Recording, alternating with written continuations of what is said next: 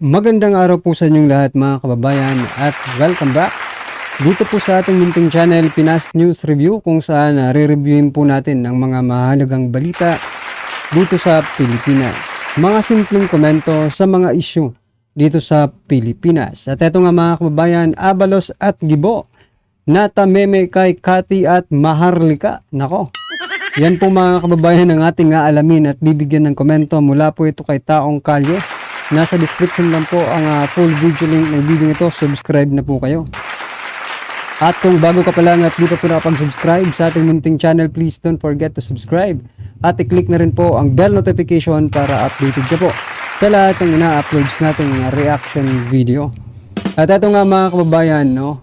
Bago po natin simulan pakinggan, panoorin at bigyan ng komento ang video ito.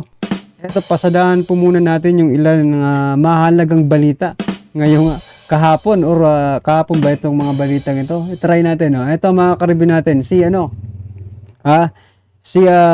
Speaker Romualdez ay pinatamaan po ng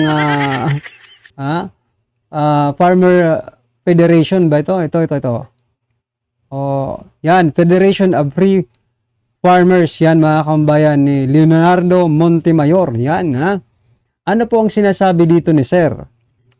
Bakit pinatatamaan niya si Speaker Romualdez? Kasi tingnan niyo mga kababayan, no? Sabi po ni Sir, lumaki ang budget sa ayuda, nagiging dolly out tuloy at hindi naman productivity enhancing measures. Yan. Tama nga mga kababayan, paano magiging productive yan pagkatapos mong matanggap yung ayuda? Wala ka nang gagawin kung di matutulog ka na lang maghapon, di ba? Oh. Pero para sa mga politiko, magandang programa yan. Programa na pala ngayon. Ngayon lang natin napag-alaman na programa na pala itong pamimigay ng ayuda. Akala namin, ang pamimigay ng ayuda ay dun lang sa may, for example, may mga disaster na naganap, di ba? Bagyo, lindol, di ba? Ganyan lang yung alam nating pamimigay ng ayuda. Pero kahit pala walang bagyo, walang pandemic or ano pa man, pwede na palang mamigay ng ayuda. Well, anyway. Sa bagay, ano tayo ngayon crisis tayo. Kaya siguro sila namimigay ng ayuda. Yan mga kababayan, hindi nga yan sustainable na programa para mabawasan ang kahirapan sa ating bansa. Ang problema ay food security. Nako.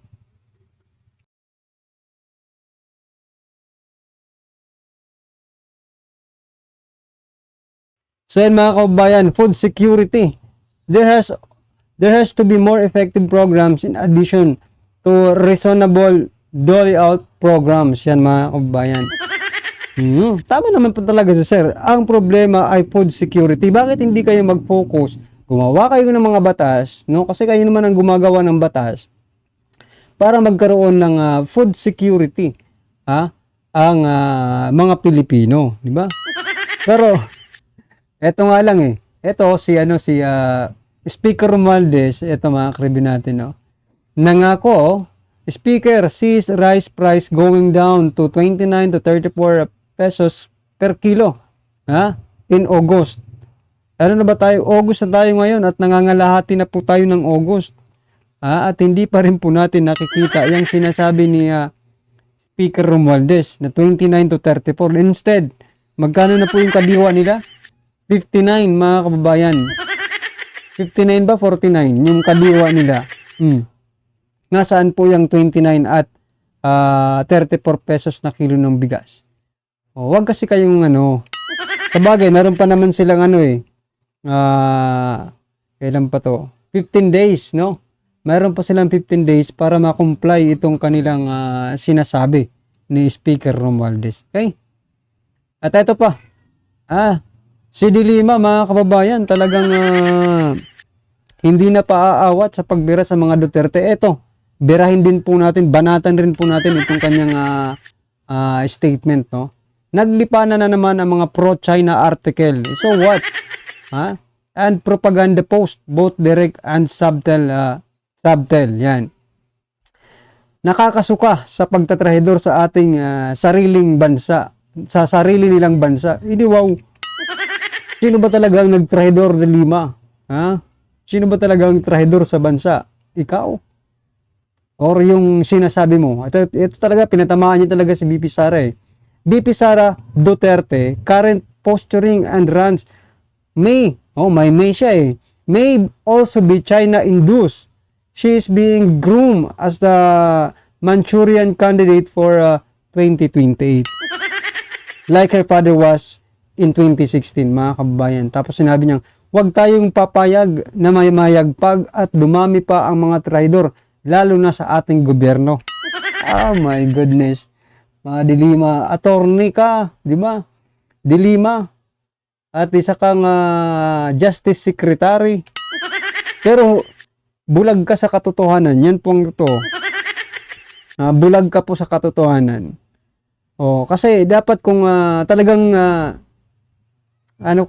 talagang kung seryoso ka sa sinasabi mo, huwag kang gumamit ng huwag kang gumamit ng may also be. 'Di ba? Kasi parang nagdadalawang isip ka pa eh. Siguro wala kang ebidensya. Maglabas ka po ng ebidensya na talagang hindi ka naman vlogger. Ha? Ikaw ay kilalang politiko, 'di ba? Dating senador nga nakalagay dito eh. Ito. Dating senador, dati kang politiko. Kaya dapat hindi ka po lagi kang firm sa yung mga sinasabi para may political will ka, 'di ba? Huwag kang gagamit ng may also be. Kasi parang nagdadalawang isip ka pa at hindi ka sigurado sa sinasabi mo. 'Di ba? Kung hindi ka sigurado sa sinasabi mo, huwag ka na lang po magsalita kasi hindi ka naman vlogger eh. Hindi ka naman commentary 'di ba? Dapat kung may ebidensya ka, ilabas mo na talagang pinupunduhan itong si BP Sara ng China kung yung mga gusto mong ipalabas, 'di ba? Ano sa palagay niyo mga kaubayan dito kay Dilima? Iba na naman eh, iba naman yung atake niya. Hindi na ICC China naman. China naman. Ikaw Dilima, anong masasabi mo ngayon sa administrasyong ito na nakikipag-usap din sa China? Hindi mo ba masasabing pro-China rin yung kanilang moves, actions, 'di ba? Kaya wag tayong magpapaloko dito mga kababayan, dinadaan lang tayo sa magagandang pananalita nila. 'Di ba? Para 'di ba? Pag maganda kasi parang si Jesus Cordero, mga kababayan, pag maganda 'yung pagsasalita mo, 'di ba? Kahit hindi maganda 'yung sinasabi mo, magiging maganda na lang 'yun dahil sa mga sinasabi mo. Lalo na kung hindi maiintindihan ng nakakarami. Itong Manchurian candidate, maiintindihan ba yan ng nakakarami? Diba? Hindi naman. Anong masasabi niyo dyan mga kababayan? Dito kay Dilima, na patuloy na buminibir ang si BP Sara. Well, anyway, eto pa. Last na po ito na tatalakayin natin. At pupunta na po tayo sa video natin. Okay? Na bibigyan natin ng reaction. Eto po. Si PNP Chief. Nako, Marbel. Eto. PNP to review Duterte's admin Oplan double barrel campaign. Sinabi niya po yan noong August 14, 2024. GMA News, the Philippine National Police on Wednesday said it would review Oplan double barrel, its anti-drug campaign under the Duterte administration to ensure the alignment of succeeding drives with human rights. Yan mga kaubayan. Eto lang kung talagang may plano kayo, opinion ko lang po ito mga kababayan. Kung talagang may you have a master plan, yan gamitin natin yung word na master plan. Total trending naman yan ngayon, di ba? Kung mayroon talaga kayong master plan or plano, patungkol sa inyong mga bago, ano yung sabi nila? Recalibrated strategy. Kung mayroon talaga kayong plano, don't mind yung kay PRRD, diyan kayo mag-focus sa inyo kasi magaling naman kayo eh. Ngayon, kung re-reviewin mo yung Oplan double barrel at saka anti-drug campaign ni PRRD, bakit hindi mo nalang gamitin? Nahihiya ka pang gamitin eh. Well, anyway, yan naman ang gusto ng taong bayan. Suportado po yan na drug campaign ni PRRD. Why don't you use it? PNP Chief General Romeo Marbel na. Di ba Romel? Bakit Romeo na? Okay, Romeo Marbel. Sa JME to Hindi sa atin to. Oh, bakit hindi na lang ninyo gamitin yan? Diba? Para manahimik. Marami nga nagko-comment eh.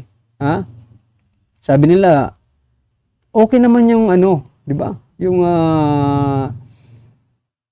war on drug ni PRRD kasi yung mga adik-adik doon sa barangay nila nagsilayasan, ha? At saka maraming nahuli na tumahimik kung sa susumahin lahat, tumahimik po ang kanilang lugar. Oh.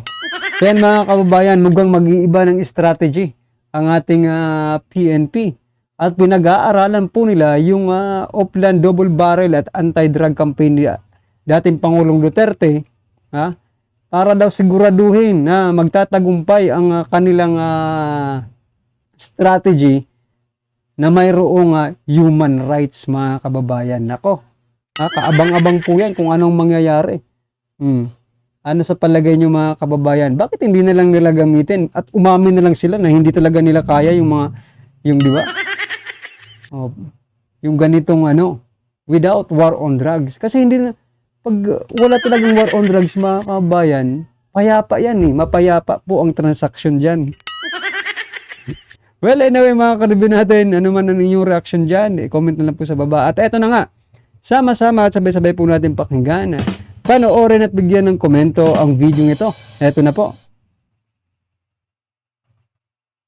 Yan, okay. Dito muna tayo kasi balita ko, merong nag-authenticate na ng video doon sa Singapore. Tapos nabanggit mo nga na ito ay sa University of California rin. So, maaari mo ba kaming ikwento anong nangyari doon sa una pala? Oh, okay. So, before ko actually, mga kababayan, before ko nilabas yung video ng pulburon video ng July 21, July 22 dyan sa Pilipinas during like hours before the SONA ni Marcos Jr., ay na-authenticate na yan. Tama ka, di ba? Sa Asia nga ang sabi ko dyan. Well, sabi mo na Singapore, yes. So, na-authenticate na siya. Okay?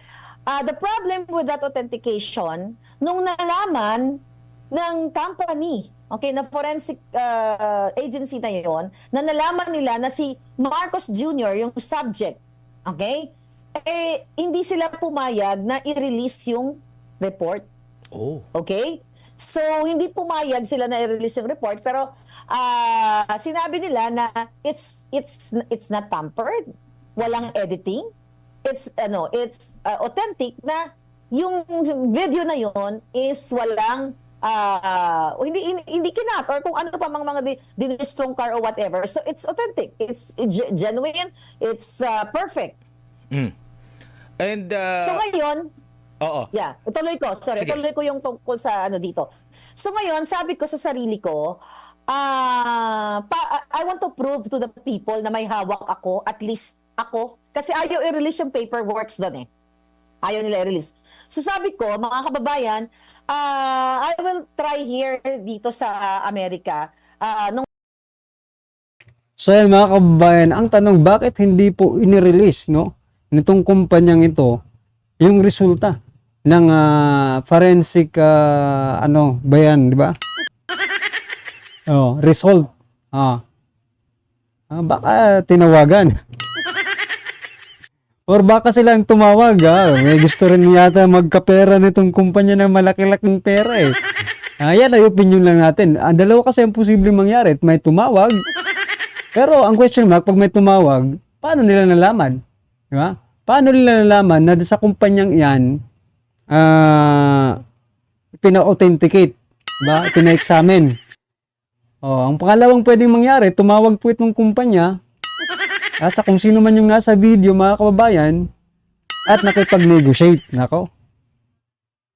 Nung time na yun, actually, nung bago pa mag-July 22 dyan sa Pilipinas, talagang marami na akong pinagkakausap. Nag-inquire na ako, ang dami kong mga agencies talaga na forensic investigative, forensic agency, na in-email. So marami, siguro mga less than 10 or mga 8, ganyan. Na pinorward ko na actually sa kanila yung video. So yung iba sumagot, yung mga sumagot actually 4 lang kasi yung iba doon, ayaw nila. Kasi nga ang nasasangkot ay politiko. Okay? So politiko. So sabi ko I have to kailangan may strategy ako So itong result na ito, so hindi ko sinabi kung sino yung subject actually. Kung sino yung tao, sabi ko ang tanong niya sa akin, saan mo to gagamitin? So sabi ko, it's just personal kasi I just want to make sure na yung video ito ay authentic. Gusto ko lang naman malaman kung ito ba ay AI or edited or something. So wala na akong further explanation na I'm a vlogger, I'm ganito, I'm ganyan. In action, di ako nagpakilala kung sino ako. Yung pangalan ko lang. Hindi ko sinabi kung ano yung ginagawa ko, kung ano yung connection ko dito sa usaping politika, mga ganyan. Kaya inano niya, kaya what do you call it? Yan, ginawa niya yung process, ginawa niya yung analysis. So, actually, nag-antay pa ako ng couple of days kasi syempre, siguro busy sila at marami silang mga inaasikaso. Kaya, eto, recently, pinarward na sa akin nga itong paper na ito. Pero eto, nung pinarward niya sa akin, tuwang-tuwa ako kasi nakita ko, Admar is really authenticated from audio analysis to video analysis. Okay. At hindi lang siya yung katulad ng ginawa ng NBI na ginupit-gupit nila, nag-picture nila, binlow up nila, in-enlarge nila, tapos sasabihin nila, yung tenga, ganito, ganyan. Concentrate, oo. Kasi yung mga matatilino natin mga kabataan, lalo na sa Pilipinas, ang dami po natin. Nagpapatawa lang kasi itong si Abalos, mga kababayan, ba? Tenga talaga yung niya kasi yung isa marumi po yung tenga. Yung isa malinis, na joke lang. Mga batang nag-aaral ngayon, nag-aaral in terms of science, di ba? Yung mga ganyan, hindi po ganun mag-analyze. Nasasabihin mo lang, pinicturean mo, ito yung tenga niya, hindi nagmamatch. So dito mga kababayan, sa analysis na binigay nila ng forensic expert, 4 methods ang ginamit nila sa video analysis. Ito nga nabanggit ko sa vlog ko. Ito yung file structure analysis, GOP structure and frame analysis, or yung tinatawag na group of pictures analysis. So I know yung mga nag-aaral ngayon ng forensic, alam nila tong anong pinagsasabi ko, entropy analysis, at ito nga yung visual analysis. So dito talaga dokumentado na yung video na ipinakita ko, Admar, ay authentic, which is sabi nga dito sa conclusion, sabi niya dito, babasahin ko lang, after conducting a thorough analysis of the video file, I found no evidence of editing. The file exhibits consistent patterns and characteristics that align with an unaltered recording. This conclusion is based on the detailed examination of the file structure, visual content, and other key attributes. Yun yung final conclusion niya. So talagang ako bilang isang na atasan ng tadhana na magsabi ng katotohanan sa mamamayang Pilipino, hindi po ako magsisinungaling sa inyo at itong authentication na ito ay i-present sa inyo para malaman ninyo at baka sakali po kayo ay matauhan at ang expert na ito dito sa Amerika, graduated from UC. Anyway, mga kababayan, kasi tinanong ko siya kung ano yung background niya actually. Pero ayoko na mag-divulge mismo doon sa background niya. Baka susugin pa ng Malacanang.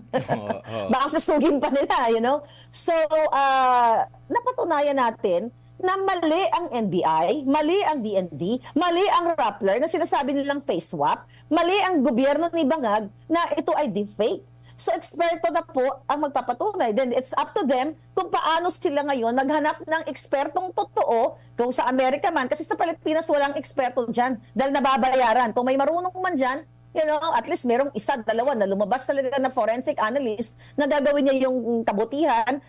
Gawin niya yung unbiased analysis. But